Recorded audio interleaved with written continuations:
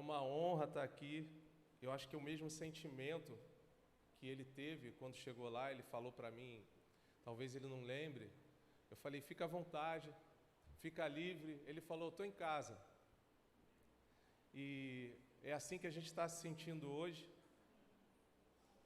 Sou casado com a Aline, pastora Aline, que está aqui na frente. Eu quero agradecer a liderança da igreja, a todos, pela oportunidade de estar aqui. Eu creio que nesses últimos dias, nesses últimos tempos, vai se estabelecer uma visão de reino mesmo, sabe? Em que as pessoas não vão se olharem de forma, a minha igreja é melhor que a sua. Não existe, porque a igreja é de Cristo. E eu creio que a minha vinda aqui, com certeza não foi à toa, assim como a sua lá. Eu creio que na multiforme sabedoria de Deus, Ele vai deixando porções na nossa vida e vai acrescentando,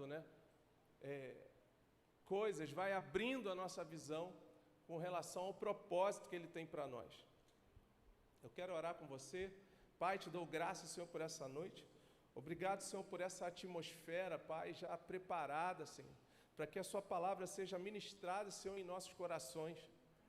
Obrigado, Senhor, pela liberdade do Teu Espírito Santo. Eu declaro espírito de sabedoria e revelação no pleno entendimento da Tua palavra, da Tua vontade, Senhor. Obrigado, Senhor, eis-nos aqui. Declaro mentes e corações, Senhor, disponíveis. Pai, fala conosco essa noite, porque nós sabemos que uma palavra vindo da Tua parte, ela muda, Senhor, a nossa vida. Ela muda, Senhor, o nosso destino. E ela nos coloca de volta, Pai, na rota, no Teu propósito, Senhor. Por isso estamos aqui, Pai, firmes, e queremos ser exatos, Pai. Exatos, Senhor, na Sua palavra. Obrigado, Senhor. Nós te damos graças essa noite, em nome de Jesus. Amém. Amém, gente? Aleluia. Glória a Deus. Glória a Deus. Aleluia. Eu queria te colocar dentro de um contexto. A gente vai ler a passagem no livro de Ageu 2. Mas antes eu quero te colocar dentro de um contexto rapidamente aqui, sobre aquilo que a gente vai falar. Vai falar do povo de Israel, que ele está voltando para Jerusalém, se eu não me engano, em torno de 70 anos lá em Jerusalém. E eles vão reconstruir o templo de Salomão, que estava em ruínas há mais de 50 anos. E junto com esse povo existia o quê? Uma nova geração. Pega isso aqui, fica ligado nisso, que isso é importante. Existia uma nova geração que não conhecia o templo de Salomão. Ou seja, quando o povo de Israel saiu, durante esses 70 anos, pessoas morreram, outras nasceram, e teve uma geração que não teve a experiência de entrar ou ver o templo de Salomão. Então, a partir daí, os únicos que conheciam, eles eram o quê? Idosos, que tiveram essa experiência. E a partir daí começa uma comparação entre o templo de Salomão e o novo templo que seria reconstruído. Então vamos ler junto. Ageu 2, a partir do versículo 1. Diz assim: no segundo ano do rei Dario, no 7º mês, ao 21º do mês, veio a palavra do Senhor por intermédio do profeta Ageu, dizendo: fala agora a Zorobabel, filho de Salatiel, governador de Judá, e a Josué, filho de Josadaque, o sumo sacerdote, e ao resto do povo, dizendo: quem dentre vós que tenha sobrevivido contemplou esta casa na sua primeira glória? E como a vedes agora? Não é ela como nada aos vossos olhos? Ora, pois, sê forte, Zorobabel, diz o Senhor, e sê forte, Josué. filho de Josadaque, o sumo sacerdote, e tu, todo o povo da terra, sê forte, diz o Senhor, e trabalhai, porque eu sou convosco, diz o Senhor dos Exércitos. Versículo 5, segundo a palavra da aliança que fiz convosco, quando saíste do Egito, o meu espírito habita no meio de vós, não temais, não tenha medo, pois assim diz o Senhor dos Exércitos, ainda uma vez, dentre um pouco, farei abalar o céu, a terra, o mar e a terra seca, farei abalar todas as nações, e as coisas preciosas de todas as nações virão, e encherei de glória esta casa, diz o Senhor dos Exércitos. 8, minha é a prata, meu é o ouro, diz o Senhor dos Exércitos. Versículo 9, a glória desta última casa será maior do que a primeira, diz o Senhor dos Exércitos. E neste lugar darei a paz, neste lugar darei a paz, diz o Senhor dos Exércitos. Amém, gente? Eu vou voltar aqui no versículo 1 e 2. Tem algumas palavras que mexem com a gente, algumas coisas vêm confirmando aquilo que a gente vem dividir com você. O pastor Mário estava orando aqui e falou: o precioso está aqui. O precioso está aqui. E às vezes a gente está buscando algo fora, enquanto o precioso está dentro da gente. Toda a resposta que você precisa está dentro de você. E no versículo 1, Ageu 2:1 diz assim: no segundo ano do rei Dario, no 7º mês, ao 21º do mês, veio a palavra do Senhor por intermédio do profeta, dizendo: fala agora a Zorobabel, filho de Salatiel, governador de Judá, e a Josué, filho de Josadaque, o sumo sacerdote, e ao resto do povo, dizendo. Ou seja, Deus vai falar. Então existe uma expectativa, e às vezes a gente não cria essa expectativa. Às vezes você pode criar uma expectativa naquilo que eu vou falar, mas você tem que estar com o coração aberto para aquilo que Deus vai falar através da minha vida. Não a expectativa num homem que pode falhar, mas na expectativa em Deus. Então, quando ele está aqui dizendo, Deus vai falar, Deus quer falar. E fica uma pergunta: quantos querem ouvir Deus falando? Porque num momento de mudança, de transição, de coisas que acontecem na nossa vida, às vezes a gente parece que fica num silêncio e não tem resposta. E tem um momento que Deus fala. Então, a gente sempre quer o quê? Uma resposta da parte de Deus. A gente sempre quer uma resposta. Deus, o que está acontecendo? Deus, o que está vendo com a minha vida? E essa situação, por que eu estou passando por isso? Só que quando a gente pede uma resposta a Deus, normalmente Ele responde com pergunta. E a minha cabeça, às vezes, pira com isso. Enquanto eu estou querendo uma resposta de Deus, Ele me faz uma pergunta, 2 perguntas, 3 perguntas. E você vai ver que no versículo 3, ele vai dizer assim: o povo, Deus vai falar, aí Deus vai falar. Ao invés dele dar uma resposta para o povo, ele faz 3 perguntas. Quem dentre vós que tenha sobrevivido contemplou essa casa na sua primeira glória? E como é que vocês estão vendo ela agora? Não é ela nada aos vossos olhos? Então Deus normalmente ele responde com perguntas.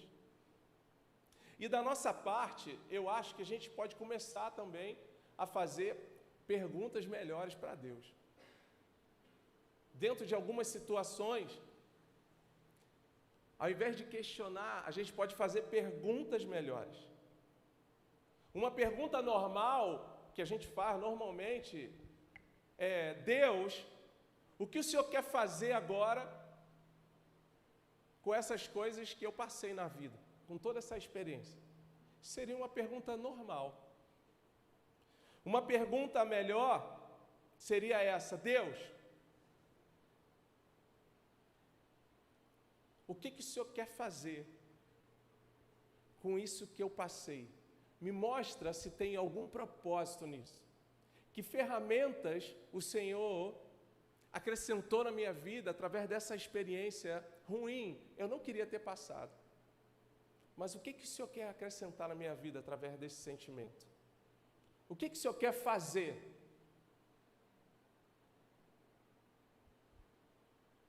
A gente pode sair de uma posição de vítima da circunstância e da pressão e pode perguntar: Deus, por que o diabo está intimidado comigo? Trazendo tanta coisa ruim, colocando tanta pressão na minha vida. O que tem em mim que eu ainda não sei o que tem? Por que essa pressão na minha vida? Uma pergunta ruim, por exemplo, abre parênteses: Senhor, por que eles me rejeitaram?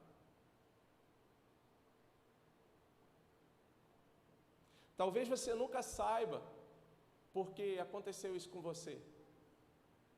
Talvez te rejeitaram porque eles eram simplesmente estúpidos, ignorantes, não sabiam o que estavam fazendo. Talvez não tenham visto o seu real valor, o meu real valor. E você questiona, e se questiona Deus. E mais uma pergunta melhor seria: Pai, você estava usando essa rejeição para me proteger de quê? Talvez você tenha saído de um lugar que você acha que foi rejeitado e talvez Deus tirou você de lá. E você não tinha todos os dados para entender o que estava acontecendo. Então, a gente começa a fazer perguntas dentro do nosso coração. Dentro disso que eu passei, uma experiência ruim, a gente vai chegar num bom lugar. É porque às vezes a gente passa por algumas situações inexplicáveis. E todo mundo tem uma pergunta, todo mundo se questiona a Deus por que a gente está passando por isso. E a gente tem que começar a entrar no propósito e perguntar a Deus para onde o Senhor queria me redirecionar quando eu passei por aquela situação. Aonde o Senhor quer me levar com isso? O Senhor estava me protegendo de quê? Mesmo diante de uma situação ruim. Fez parênteses aqui, eu falei, abre parênteses, fez parênteses. Isso aqui é só para você começar a refletir que Deus tem um propósito para a sua vida e Ele não esqueceu de você. Apesar de parecer que tem horas que a gente não tem resposta. Vamos voltar aqui para o versículo 3. Então Deus faz a pergunta: quem dentre vós que tenha sobrevivido contemplou esta casa na sua primeira glória? E como a vedes agora, não é ela como nada aos vossos olhos? Então eles estavam nesse conflito, na comparação do templo de Salomão, quanto o templo que ia ser erguido agora, reconstruído, mas ele era muito menor, comparado ao templo de Salomão. Não existiu outro igual. E no versículo 4, Ageu 2,4 diz: ora, pois, sê forte, Zorobabel, diz o Senhor, e sê forte, Josué, filho de Josadaque, sumo sacerdote, e tu, todo o povo da terra, sê forte, diz o Senhor, e trabalhai, porque eu sou convosco, diz o Senhor dos Exércitos. Deus, quando está falando, repetindo a mesma coisa, Ele quer falar algo. Sê forte, Zorobabel. Sê forte, Rodrigo. Sê forte, pastor Mário. Porque o que acontece? Só você sabe a dor que você passa quando ninguém está vendo. E Deus sabe. E uma das mensagens, ou algo que Deus quer falar com você hoje, Ele está falando: sê forte. Fica firme. Fica firme. Porque eu sou contigo, eu estou com você. Parece simples, mas é tudo aquilo que a gente precisa, é da presença dEle.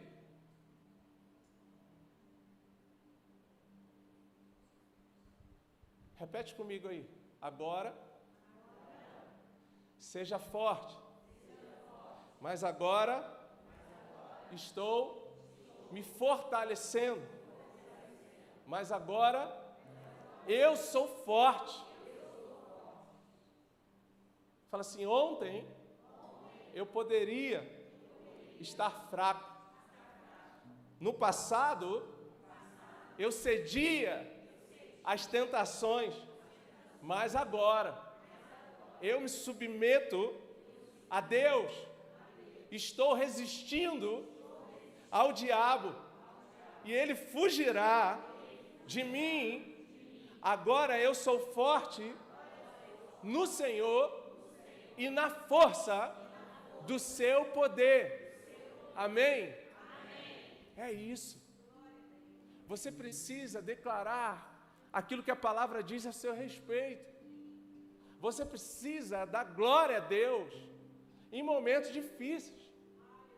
Porque Abraão se fortaleceu dando glória a Deus. Ele cria contra a esperança. Ele não tinha uma visão boa a respeito dele mesmo. Ele olhava para ele e ele falava, tem alguma coisa errada. Mas ele se fortalecia naquilo que Deus falou a respeito dele. Então ele creu contra a esperança. E isso foi imputado como justiça. Sejam fortes, porque estou convosco. Presta atenção. Deus, Ele nunca prometeu ausência de problema. No mundo tereis aflições. Ele prometeu presença. Presença. 24 horas de presença. Até quando você está dormindo. Presença. E eu creio que com tudo isso que a gente está vivendo, com essa pressão da internet, os valores totalmente invertidos, os nossos filhos e a gente mesmo expostos a um monte de lixo, só a presença de Deus, só o Espírito Santo para nos dar sabedoria, só o sangue de Jesus nos cobrindo, nos guardando a nossa casa, a nossa família. Você tem que ter consciência da presença. Vamos continuar, Ageu 2, 5. Segundo a palavra da aliança que eu fiz convosco quando saíste do Egito, o meu espírito habita no meio de vós, não tenha medo. Pois assim diz o Senhor dos Exércitos, ainda uma vez, dentre um pouco, farei abalar o céu, a terra, o mar e a terra seca.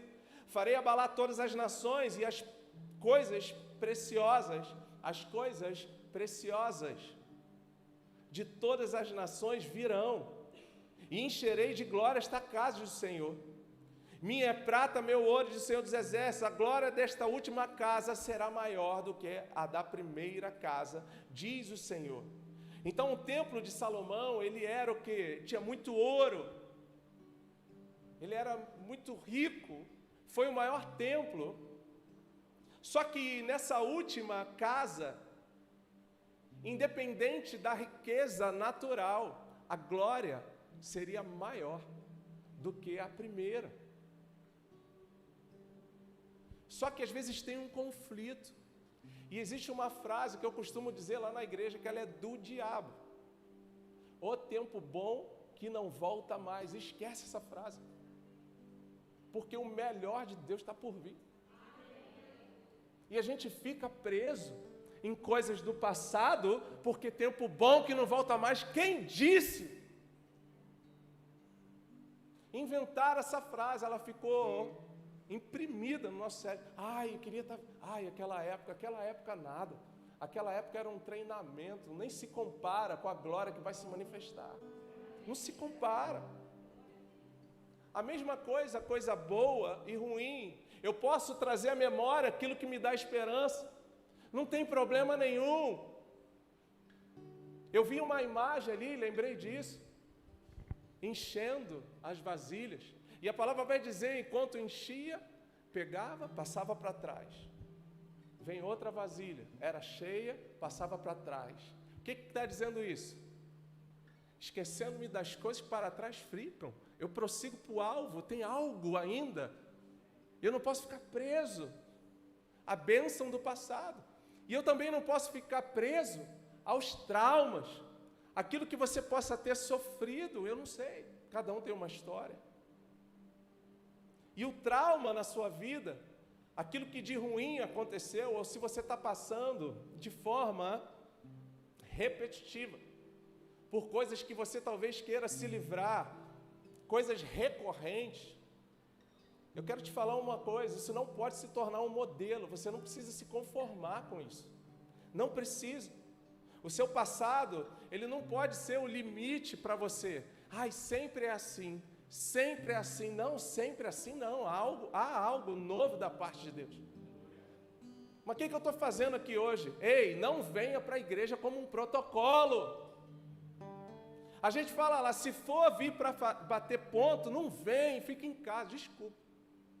Mas só que existe algo da parte de Deus que, através da palavra dele, que há um poder, que é liberado. E quando você fala amém, de acordo com aquilo que sai da palavra, alinhado com a palavra, aquilo que é ligado na terra, é ligado no céu. Então não é um ensaio. Eu falo algo bonito da parte de Deus e você fala amém. Ai, que lindo, amém. Porque eu não preciso do seu amém. Quem precisa do seu amém é você. Quem precisa do meu amém sou eu, porque quando eu concordo, eu ligo na terra, é ligado no céu. E a palavra, ela é viva e eficaz. Ela tem poder. Ela tem poder para mudar a sua vida. Talvez a cura que você esteja precisando está na palavra. Está na palavra. E você precisa estar ligado nisso. Não ache que é impossível acontecer algo extraordinário na sua vida hoje. Não ache que é impossível.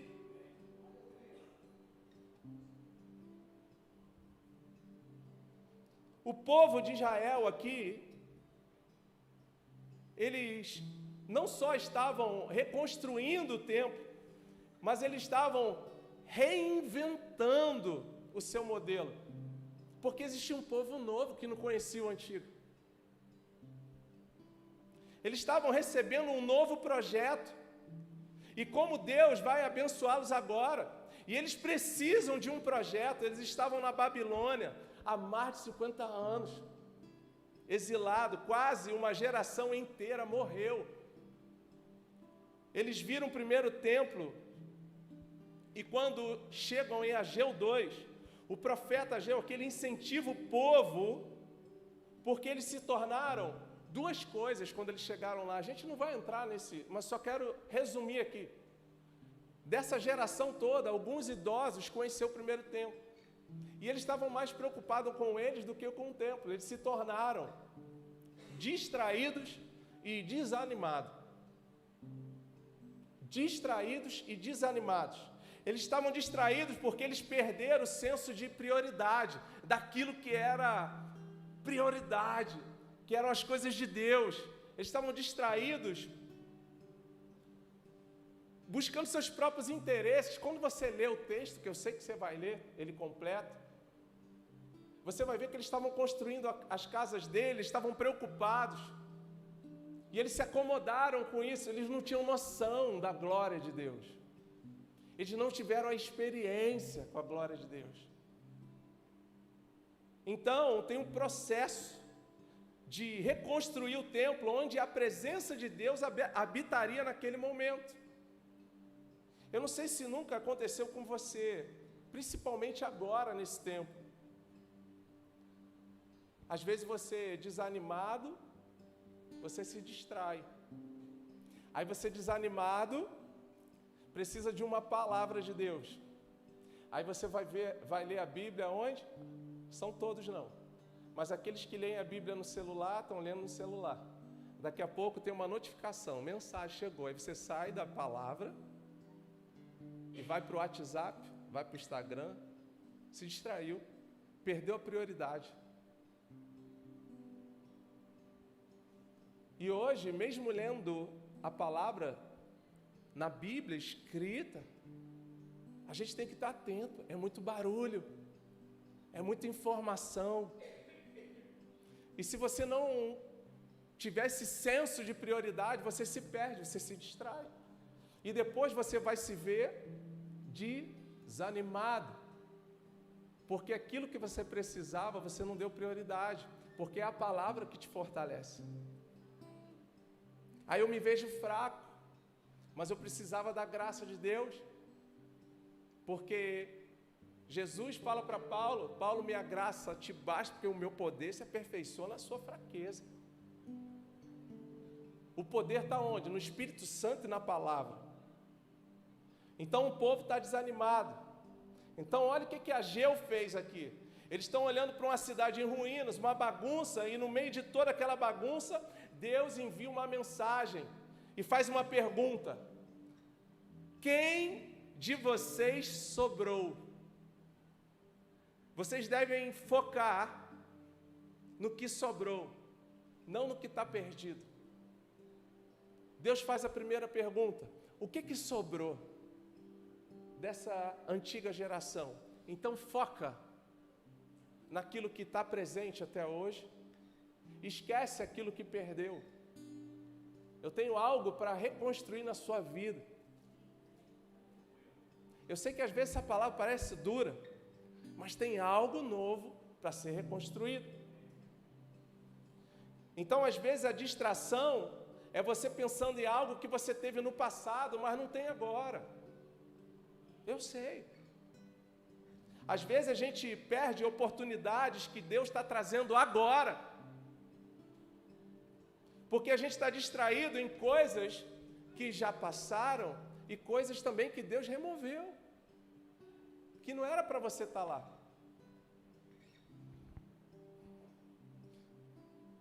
Eu não estou dizendo aqui que Deus tirou tudo e tirou todas as pessoas da sua vida, não é sobre isso que eu estou falando. Mas tem situações na sua vida que Deus quer tanto o seu crescimento, que algumas pessoas que estavam do seu lado não iriam aguentar o próximo nível.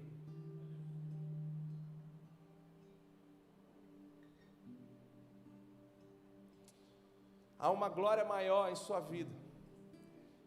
E ele perguntou: quem sobrou? Quem sobreviveu? Então fala para os remanescentes. Fale para aqueles que ainda estão aqui. Trabalhem, que a força que vocês têm ainda, ela vem de mim. Eu sou com vocês. Eu estou com vocês. Reúna a energia que ainda tem no seu corpo e aproveita a oportunidade que você tem. Essa foi só a primeira pergunta. Na segunda pergunta, ele fala: vocês que viram a primeira glória, o que vocês estão vendo agora? Como é que parece para vocês isso tudo que vocês estão vendo? O povo que teve experiência no passado, eles achavam que sabiam o que iria acontecer. Eles achavam. Presta atenção aqui. O passado e o futuro, eles têm uma coisa em comum. E vocês já devem ter ouvido isso. É uma ficção, ele não existe mais. Ele existe só na sua cabeça. O passado e o futuro. E às vezes a gente faz planos. E o futuro que a gente pensa, você imagina para você bem levinho, tudo acontecendo da forma sem problema, sem desafio. Você é milionário de um dia para o outro, tudo dando certo, sem desafio nenhum. O futuro, ele é tão imaginário quanto o passado. Ele só existe na sua cabeça. Ah, então não tem que fazer planos? Deve se organizar, deve fazer planos. Mas a minha expectativa não está lá na frente.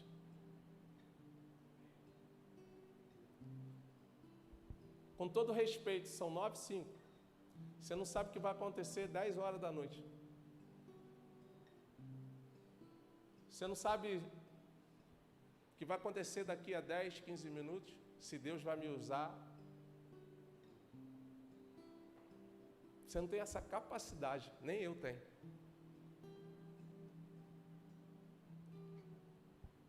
Eu não posso me manter refém daquilo que não vai acontecer mais, e nem refém daquilo que ainda não aconteceu. Ou seja, depressão e ansiedade, eu fico muito lá atrás, ou eu fico muito lá na frente. E eu fico refém dessas coisas, mas se acontecer, eu ficava muito no futuro, né, amor? Muito sonhador. Vai ficar tudo bem. Olha só, quando acontecer isso, vai ver só. Mas só que tinha algo para resolver hoje. Tem algo que você precisa resolver hoje. Provérbios 16:1 diz assim: o coração do homem pode fazer planos, mas a resposta certa, ela vem dos lábios do Senhor. Tiago 4:13. Tiago 4:13, ouve isso aqui. Atendei agora, vós que dizeis, hoje ou amanhã iremos para a cidade tal, e lá passaremos um ano, e negociaremos e teremos lucros. Vós não sabeis o que sucederá amanhã. Que é a vossa vida? Sois apenas como neblina que aparece por um instante e logo se dissipa. Em vez disso, devíeis dizer, se o Senhor quiser, não só viveremos, como também faremos isto ou aquilo. Hebreus 13:12. Tende cuidado, irmãos, jamais aconteça haver em qualquer de vós perverso coração de incredulidade, que vos afaste do Deus vivo. Então a incredulidade, a dúvida, ela nos afasta do Deus vivo. 13. Pelo contrário, exortai-vos mutuamente cada dia, durante o tempo que se chama hoje. É hoje. Aí eu preciso de uma cura. Amanhã Deus vai me curar. Não, Ele vai te curar hoje.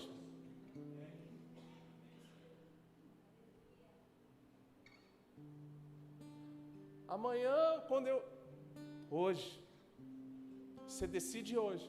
Você planta hoje. Você pode colher amanhã, mas para você colher amanhã, você tem que plantar hoje.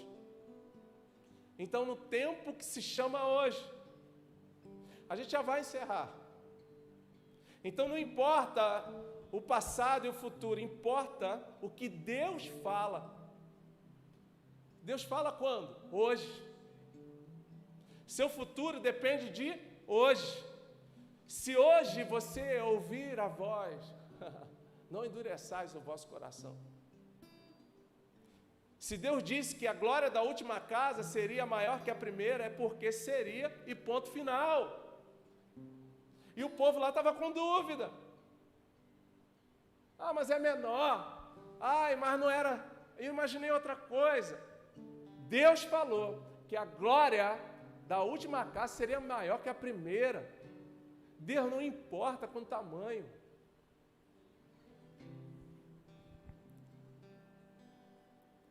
Coloca para mim, por favor, de novo, Ageu 2:7.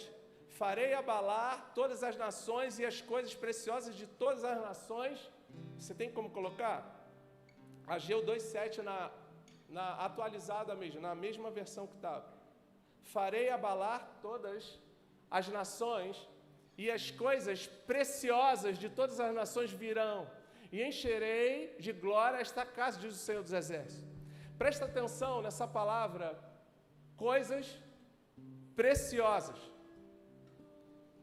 Eu começo a entender que Paulo fala para a gente conhecer e prosseguir em conhecer.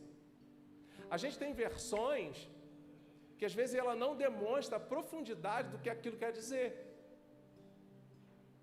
Essa palavra preciosa no hebraico é shenda. Ela quer dizer desejo, ou aquilo que é desejável, precioso. Por isso, quando você falou, precioso está aqui, eu falei, não quer dizer coisas preciosas. Teria uma melhor versão para isso aqui. Se você puder, coloca para mim, Ageu 2:7, na Almeida Revista e Corrigida, por favor. Olha só.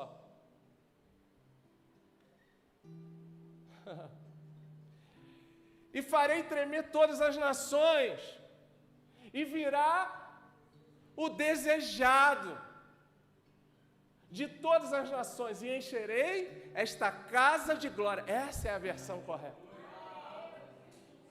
Essa é a versão correta. Agora me fala, quem é o desejado de todas as nações? Quem é? É Jesus. Ele é o desejado. Porque Deus sabia que mesmo sendo menor, mesmo não tendo todo o ouro e toda a prata, anos depois, aquele desejado, ele entrou nesse templo. Ele pisou lá dentro do templo. E a glória da última casa, ela foi maior que a primeira. Não porque tinha uma arca, mas porque o próprio Jesus, o Filho amado, entrou no templo. Era uma profecia isso aqui. Só que por várias versões a gente se perde. Mateus 12:6. Mateus 12:6, Jesus diz assim: aqui está quem é maior que o templo.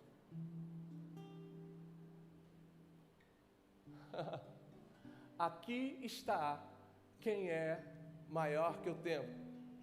Quem você pensa que é? Aqui está quem é maior que o templo. Não. Antes de Abraão, eu sou, filho. Aqui está quem é maior que o templo.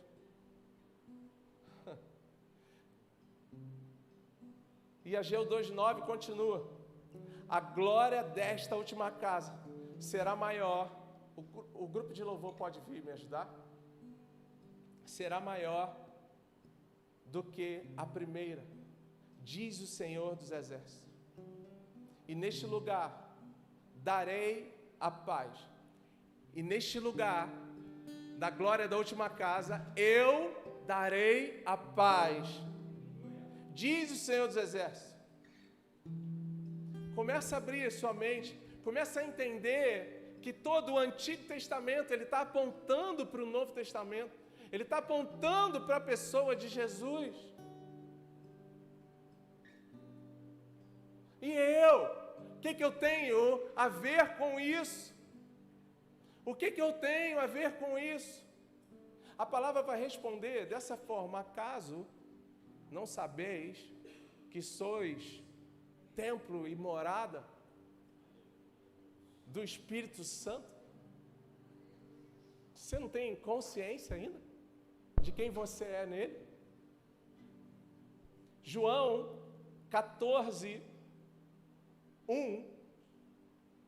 João 14:1 diz assim: não se turbe o vosso coração. Credes em Deus, crede também em mim. Na casa do meu pai, na casa de meu pai, há muitas moradas.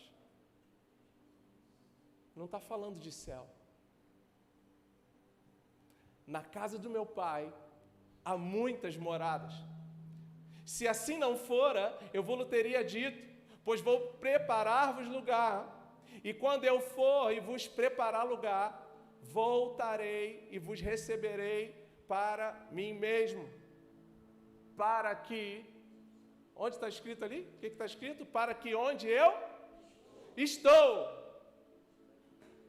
estejais vós. Não é onde eu estarei, é onde eu estou. É onde eu estou. Versículo 27. João 14:27. Deixo-vos a paz, a minha paz eu vos dou. Eu não vos-la dou como a dá o mundo. Não se turbe o vosso coração, nem se atemorize, nem fique com medo. Por que não fica com medo? Porque esse perfeito amor aqui, ele lança fora todo medo. Ele não te prometeu ausência de problema. Ele te prometeu presença. Não é a glória da segunda casa, é a glória da última casa. A última casa sou eu e você. Ou acaso não sabeis que vós sois templo e morada do próprio Espírito que ressuscitou Jesus dentre os mortos? Ou você acha que você está cumprindo uma religião e está tudo bem? Ei, você nasceu de novo, se tornou filho, filho amado. E a partir desse momento, há um poder. A palavra diz que o mesmo poder que ressuscitou Jesus dentre os mortos habita em mim e você.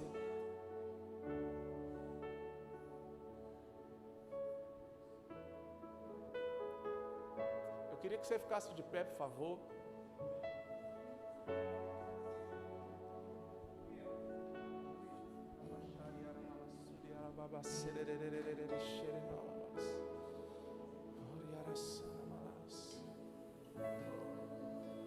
Se tem alguém aqui visitando a igreja e que talvez nunca tenha confessado Jesus como Senhor da sua vida, se você estiver aqui, a gente quer orar por você. É só levantar a mão que a gente ora por você.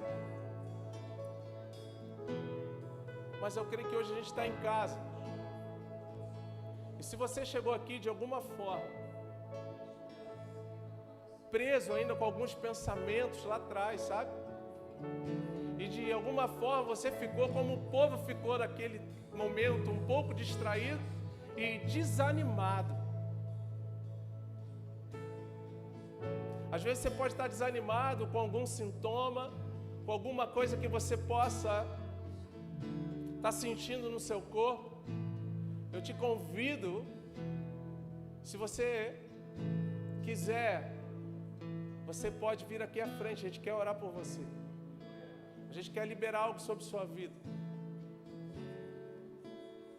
Algo da parte do Senhor, para Ele liberar sobre a sua vida hoje. Aleluia. Levante suas mãos. Pai, em nome de Jesus,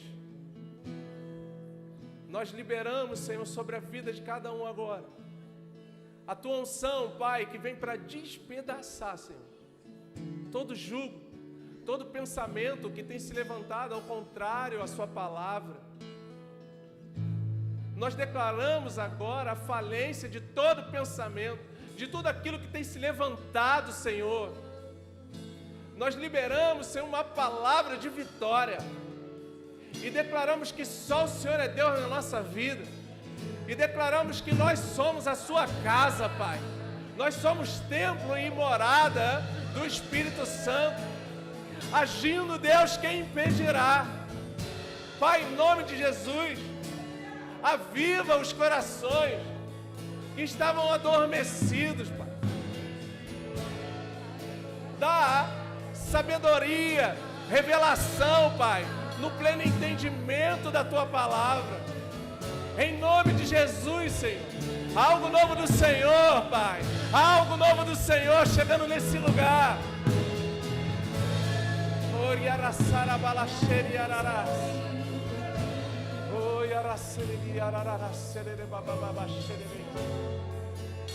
Aleluia.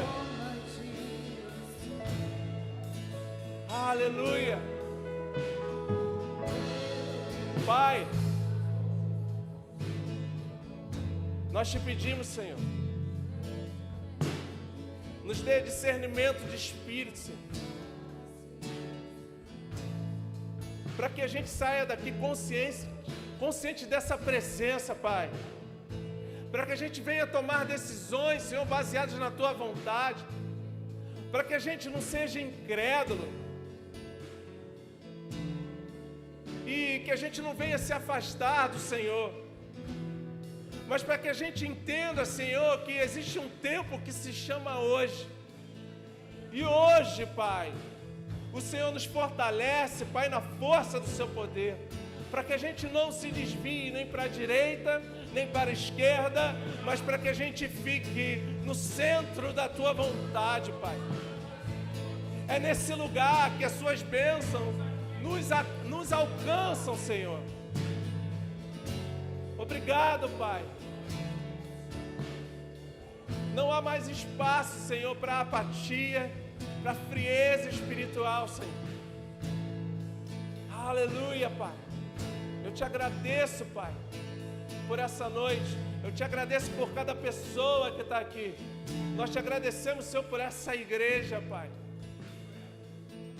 É o Senhor que dá o crescimento. Nós declaramos eles alcançando, Pai,